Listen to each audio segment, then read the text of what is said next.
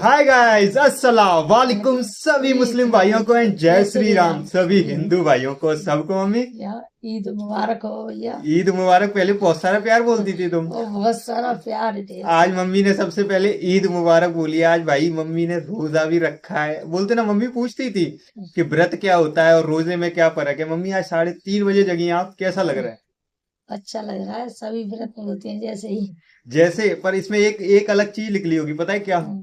अब उनको 3:30 बजे जग के सहरी का जो टाइम होता है ना, सहरी, आज मम्मी को व्रत रखने के हमारे यहाँ भाई पता है व्रत कैसे रखा जाता है?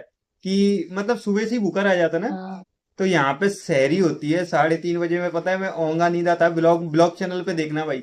3:30 बजे जगने के बाद आज मम्मी को, मैंने सोचा नहीं था मम्मी रखेगी, पर कोई नहीं, आज ट्राई किया है। मम्मी अच्छा लग रहा है? अच्छा लग। भूख लग रही है? हाँ, भूख नहीं। 7:30 बजे से पहले मिलेगा नहीं कुछ भी। भाई सबको ढेर सारी शुभकामनाएं।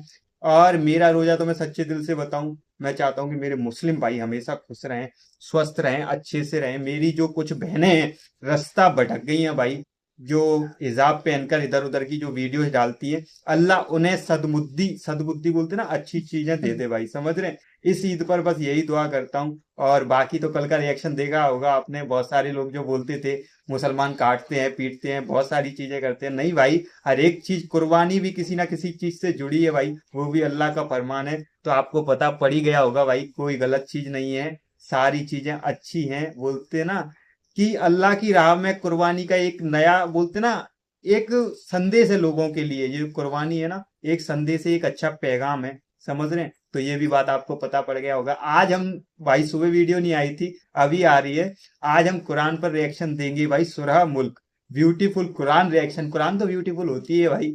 और जिस चैनल से मैं वीडियो उठाई है, उन भैया के चैनल का नाम है अल जिक्रा, अल जिक्र स्टूडियो। हाँ सॉरी भाई, अल जिक्र स्टूडियो। तो भैया के चैनल को आप प्लीज सब्सक्राइब कर लें, और लिंक डिस्क्रिप्शन में। कौन कौन सुनेगा आज ये बोलते ना कुरान मेरे साथ ईद से पहले? भाई सुनेंगे आप? चलो भाई पूरा सुनना भाई, ईद से पहले भाई। हम चले चले, थोड़ी देर बाद चले तो? अरे चल चले। चलते हैं भाई, सुनते हैं भाई, चलते हैं, करते स्टार्ट। बिस्मिल्लाहिर्रहमानिर्रहीम। तबारकल्लज़ी बियदिहिल मुल्कु व हुवा अला कुल्लि शैइन क़दीर। الذي خلق الموت والحياة ليبلوكم أيكم أحسن عملا وهو العزيز الغفور. الذي خلق 7 سماوات طباقا ما ترى في خلق الرحمن من تفاوت فارجع البصر هل ترى من فطور ثم ارجع البصر كرتين ينقلب إليك البصر خاسئا وهو حسير. ولقد زينا السماء الدنيا بمصابيح وجعلناها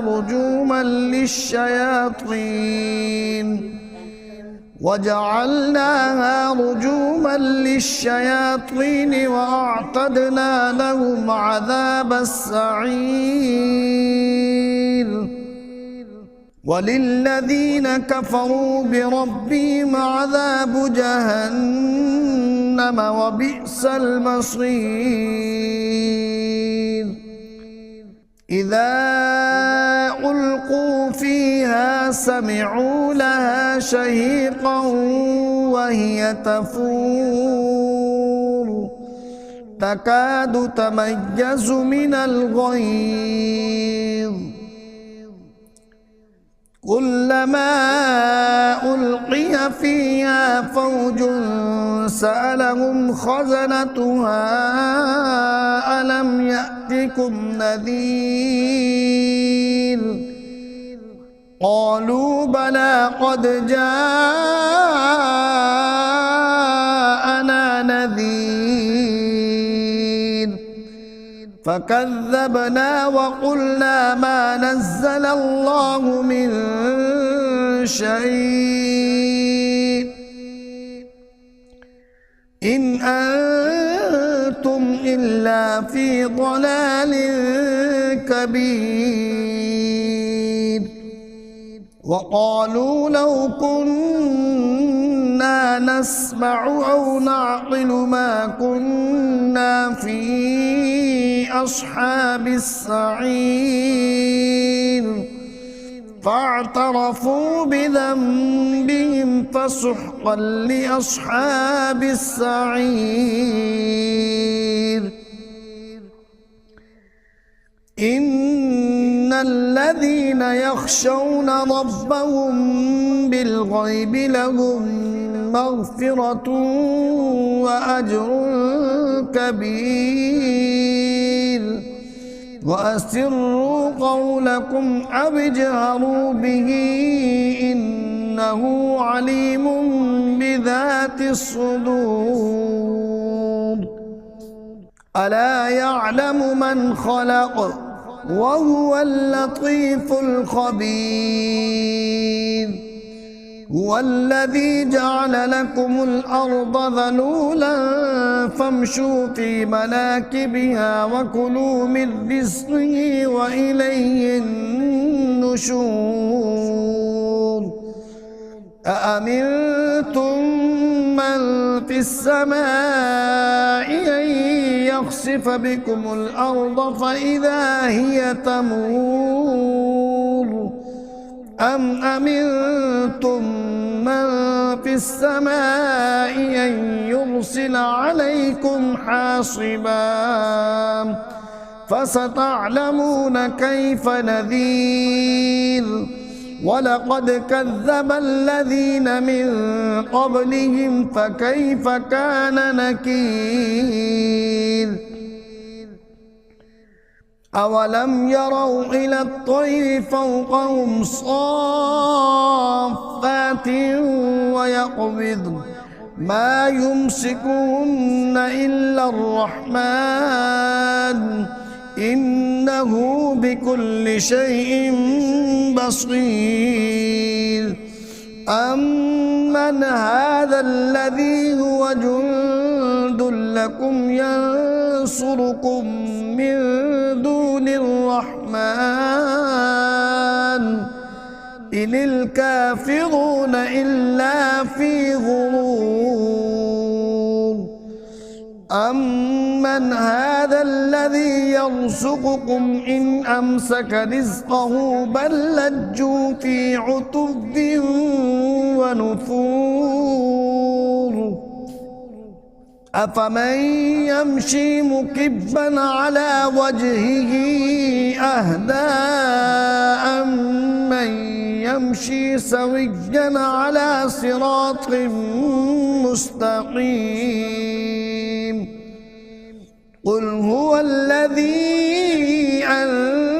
أنشأكم وجعل لكم السمع والأبصار والأفئدة قليلا ما تشكرون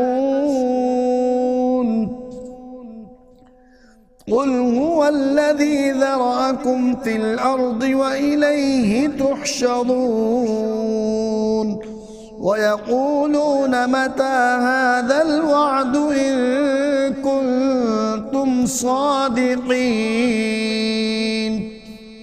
قل إنما العلم عند الله وإنما أنا نذير مبين فلما رأوه زلفة سيئت وجوه الذين كفروا وقيل هذا الذي كنتم به تدعون قل أرأيتم إن أهلكني الله ومن معي أو رحمنا فمن يجير الكافرين من عذاب أليم قل هو الرحمن آمنا به وعليه توكلنا فستعلمون من هو في ضلال مبين قل أرأيتم إن أصبح ماؤكم غورا فمن يأتيكم بماء معين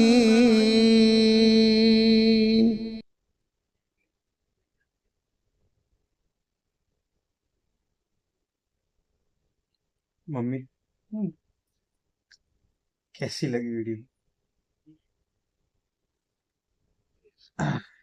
मैं समझ रहा हूँ कि आप क्या कहना चाहते हैं भाई। लगाया तो ट्रांसलेशन ही था, पर शायद अल्लाह को लगा कि आज मुझे ट्रांसलेशन नहीं, आज मुझे बिल्कुल नेचुरल सुनना चाहिए। समझ रहे हैं? तो मम्मी हाँ। मैंने लगाया तो ट्रांसलेशन ही था, मुझे पता है, सॉरी, माफ कर देना कि आपको शायद समझ में नहीं आया होगा कुछ भी।